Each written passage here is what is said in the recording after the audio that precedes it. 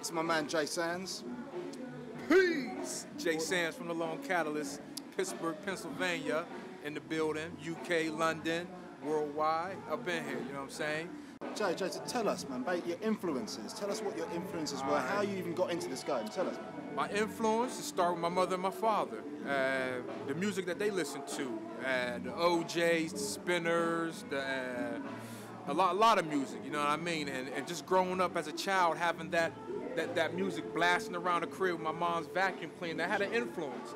And then the Michael Jacksons and the Princes came along, and those were my older brother's influences. And then a music came along called hip hop, and that was mine. The Sugar Hill Gang, Curtis Blow, Cold Crush Brothers, MC Shan, Run DMC, LL Cool J's. Those were my influences growing up, and those are still my influence to today. I mean, when you look into my iPod, most of the artists that I have are the artists that I was listening to back in the day, you know. So I still find new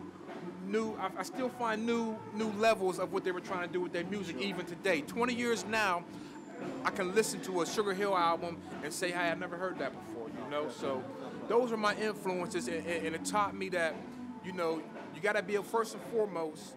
Hip hop is about having fun. You know, we come from poverty-stricken areas in America where there was no outlet, no rec centers, not anything for these young kids to do. So hip-hop was our way to celebrate. So I always keep in mind that we're doing this music to escape the oppression that we were facing in America. So I always make sure that I am an escape method for somebody to get away from the problems that they're going through in life. So that's the first thing I do, is try to create the party atmosphere. And also growing up with MCs like Slick Rick, Karis One, Ice Cube, Q-Tip, Brand Nubian.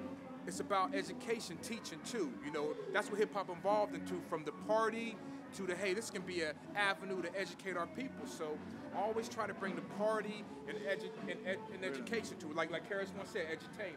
I try to educate through music, you know what I mean? Definitely. And what is it you think that separates you from? I mean, there's a lot of hip-hop bling out there, which personally isn't the kind of hip-hop I'm into. Like, there's a lot of original, knowledge-wise, knowledge-based hip-hop out there, like the De La Souls, the native tongue hip-hop. But what is it that, I mean, that basically is where But the thing about it is, Run DMC had big gold chains, LL had big bling, you know, EPMD, they started the bling gangster image. So I don't shun the young brothers out there who got the gold chains, because that's can I curse? No, well, yeah, I'm sure. I won't, no cursing. That was the hot stuff coming up, having the 4-finger rings and all that. So that's what the young boys are doing now, but they're doing it their way, you know, with the ice and whatnot. So I don't talk bad about them because they do that.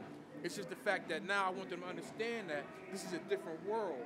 I don't know if it's true, so please excuse me if it's not true, but the rumor going out now is that Jules Santana got robbed for like $70,000 worth of gold here in London. You know what I'm saying?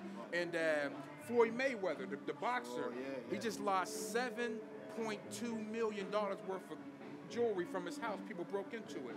Yeah, exactly. So it's like times are harder now, and people are struggling more than ever in this world. So I don't try to flaunt the gold, the ring. I got bling bling. Don't get me wrong. I mean, basically what I mean, for me, like often the bling comes with a negative. It's like the gangster hip hop. Now, you know, I'm the first person to say that, you know, personally, I think that, you know, the likes of the Game, they can rhyme well, and they write well as well. Do you know what I mean? Now, the truth is, I mean, a lot of hip hop out nowadays on the underground scene is a lot of positive hip hop.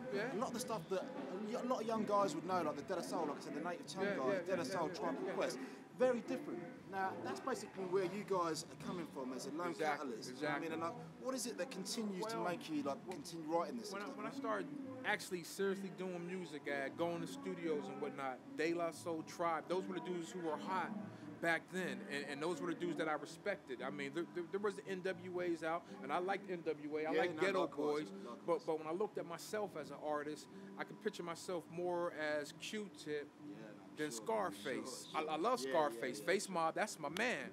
But I'm just saying, as myself, as an artist with my life, I could relate more to Q-Tip and what he was going through than Scarface. You know what I'm saying? So I like that era, but then again, that era is gone, you know what I mean? And there's a new era now. There's a young generation out now, and they're creating music that you know that we've never heard before. And it might sound foreign to me because I grew up on Tribe, Ice Cube, and all those groups, but that's what innovation's about, creating something new, creating something that people's never had before. And these young boys, don't get it twisted. You might see them on TV, and they have the bling bling and all this, but these young boys are very intelligent and very smart because, because in America, kids are growing up with an adult mentality of how to get money and how to survive at the age of 12, 13, you know what I mean? Living out in the streets by themselves. Karis One was an example. He was living on the streets as 13 years old. So that's the type of environment that these kids are coming from, and I'm just happy to see them make it out. Brother, if you can afford a $70,000 chain, man, that's what's up, man. You know what I'm saying? Go get that. Go get 5 more chains, you know what I'm saying? Because it's that hard. It's that, because I don't try to just leave it as music. Yeah. It's hard to just separate music and life and say, well, you're supposed to rap about this, but then when you get done rapping, you're living like that. You know what I'm saying? Because, like I said, a lot of these dudes are stepping off the stage, going to the projects, and they still have to figure out, because there may be 5, 10 rappers who are making millions and millions of dollars out here consistently. So a lot of these rappers are going from the stage back to the projects, and they still have to deal with the day-to-day life struggles that a man who works as a mailman or a garbage, you know, they still have to work, you know, go through the same struggle, you know what I mean? I mean, dudes who, one of my old heads back at the crib told me the best way to hustle is to have a 9-to-5 job and then you sell drugs. So the same thing goes on with the rappers. He might make $20,000, $30,000 a year, but he still needs something to supplement that income. You know what I mean? So that's where a lot of the negativity is really a case of, because it's a necessity. Right. No, so no, you have to live negative. Exactly. You have to live negative to feed your family. You know what I'm saying? So when I was 24, 25, I had a more idealistic view of the world, saying money's not important, I don't need money, it's all about humanity. You know, I'm very idealistic. But as you grow up and see more things in life, I'm 35 now, fam, I done seen a lot. And it's not a yellow brick road that's going to take you to Oz. It's a lot of different roads that can take you to jail, take you to the cemetery, take you to take you to AIDS, take you, you know what I mean? So it's there's a lot of options for these young boys, and I'm just happy to see them make it. You know what I'm saying? I promise you, Soulja Boy is not in my iPod. Right. But I was practicing the Superman dance at home, trying to do that, you know what I'm saying? I was trying to do that shit, you know what I'm saying? Because I felt that, and I'm happy because this is a young brother who made it out of Atlanta ghettos, and the thing about it, he got all these people with him. So let's say he got 8 people in his entourage. Those are 8 black men with jobs in America that might not have jobs, that might be hustling. So artists like Soulja Boy and Lil Wayne, and that I might not listen to every day, I respect them because it's more than music. It's about survival. It's about helping communities. It's about, because the kids don't have nothing to do.